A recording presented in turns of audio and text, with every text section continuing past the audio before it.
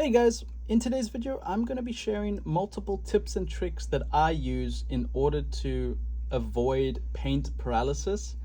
It is something that I think many of us face where we just get so sucked up in our painting and our expectations, especially as beginners like you and I. I've only been back in this hobby for 6 months, and many people that I speak to, a lot of them get, they compare them, sorry, not them, we compare ourselves to these amazing YouTubers and Instagram artists, and the level of painting just has increased over the years that we as amateurs, even what we consider mediocre, quickly doesn't become mediocre because of how good everyone else is.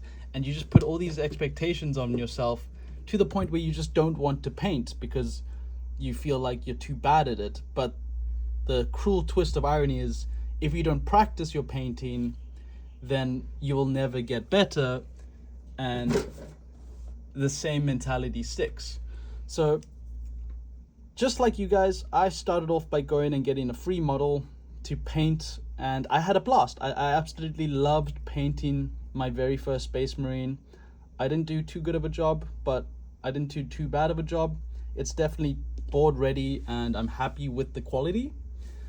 But one thing that I will suggest you guys do is, one, the most important thing to stop paint paralysis is just do it. Just Nike it up and paint a little bit every day in order to just practice and improve. If you are worried that, let's say you buy a kill team and you're like, this is my kill team and I'm too bad and I'm worried I'm gonna mess them up, what you should do is buy some practice models. It doesn't have to be Warhammer 40k. So in my case, I bought some Tau stealth suits just because. Just buy whatever inspires you. Buy something that looks good, that you can practice on, and you can go crazy. Because I have no plans to build a Tau army, but once again, I loved the idea of being creative and having all this creative freedom. All the pressure was taken off me when I was like, I've got 3 models to mess around with. I can do whatever I want to them. I can mess them up. Like when I tried to do orange, for example, you can see that the orange looks horrible on this model, and I've got to do many coats of orange to get it to a consistent level like this sky blue, which is a lot more clean and nice. So I now know, or I would know then for my Chaos Plague Marines, okay, let's not do them orange because that looks terrible. Let's stick to green and blue, which is more manageable. And if I want to do a camo, I've already practiced a camo position and I kind of know, okay, this doesn't look too bad. Got to make the squiggles this big, that big. You don't have to, if money is a concern. Like I said, we are bargain brushwork. I borrowed, well, not borrowed, a friend gave me some of his extra orc parts, which you can see the gun, I don't even know if this is a mix match of orc bits, but he gave me half an orc essentially, and then I just took the Hearthkin Salvager legs and I just glued it on.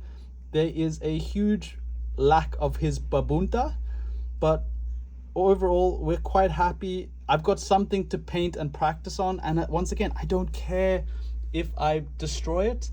It doesn't have to be Warhammer models at all. I got a friend to 3D print me a cactus Dungeons and Dragons creature, and I can prime this, paint this, and practice on it. Another good example is this cat. So a beautiful wizard cat model that I painted I haven't painted it, but I primed it. So my point is, you can practice on models and improve greatly, but also you can get rid of that pressure of this is my kill team, it has to be perfect, and it just lets you breathe.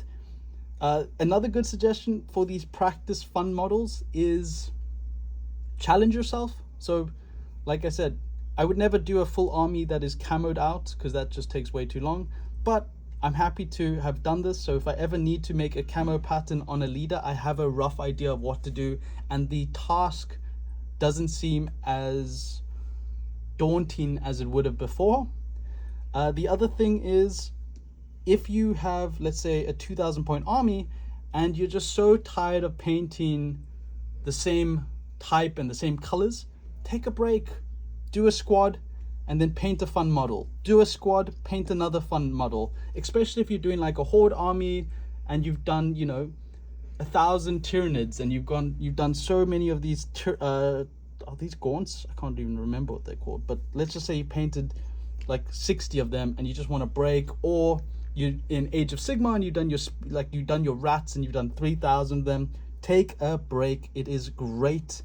Like I said, the other way to do it is break it down. So if you are a beginner like me, even if you break it down into a kill team, that is quite a lot of painting, and that's many hours, especially as you get, you know, we're not optimized. As a beginner, I am not an optimized person. This took me more than 4 hours to just paint one guy. And if I had to do that, so what I did is I painted my one guy. I've got the template in my head, how to paint the other 6. And some people would be good enough to paint 6 models by themselves and then do all of them green, all of them brown, all of them gray. I'm not that good. I broke them down into a further 3-3, and I would do 3 of them all green, and then I would take a break. If I was bored, I would go play around on a new model. Then I would do the other 3 green. Then I would do these brown, then these 3 brown, then gray, then gray. The other thing that I did is I didn't, after doing the first round of browns and grays, I didn't go straight into the metallics.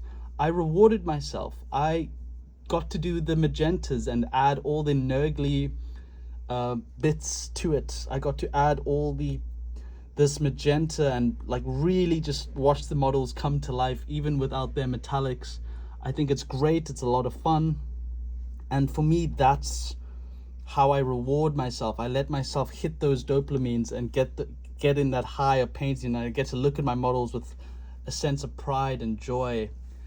The next thing is your pile of shame, guys. I'm with you. I have a huge pile of shame. I have 3 spearheads that have not been built or primed or painted. I have one that I play with, which is my Sylvaneth. We literally primed it last night, me and my friend. And once again, super excited, but completely terrified to paint my first big model, or this ancient tree lord. But like I said, I have a huge backlog in my pile of shame. I've also got multiple kill teams that I have not finished because I am just so excited to keep learning and keep building my kill teams. So before I've even finished my Plague Marines, I'm already planning what kill teams to buy in the future. So what I would recommend you do is try and not do what I do. It's better if you can just buy one spearhead, build, paint, prime it, buy one kill team, build, paint, prime it, and once it's finished, then you can reward yourself and go and buy the next kill team or the next spearhead or the next painting project. If you're building a 2,000 point army, don't buy 4,000 points of army, or paint and build 1,000 points first and then do the next 500 and then the next 500. Don't just buy 2,000 points of an army and then not finish it, and then just, you know, that's multi-years worth of painting done for you. Break it down.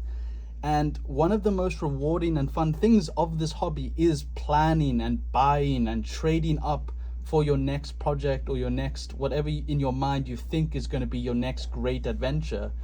Definitely break it down and allow yourself to get those dopamine rewards along the way.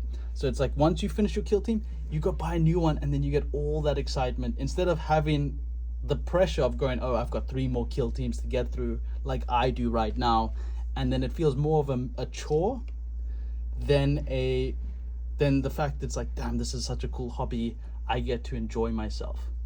Anyway, I hope my ranting and rambling, 1, connects with you guys, and then 2, I hope it helps you guys improving.